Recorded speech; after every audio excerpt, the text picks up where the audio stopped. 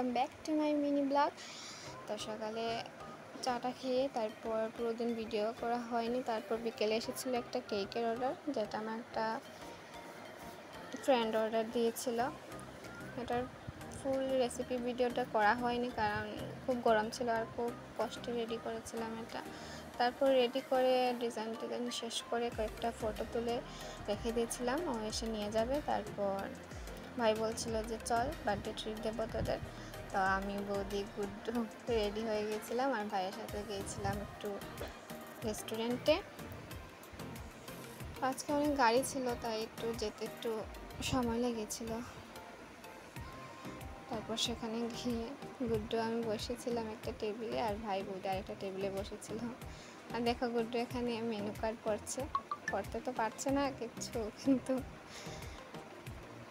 ছবিগুলো দেখছে আর কাউন্ট করছে।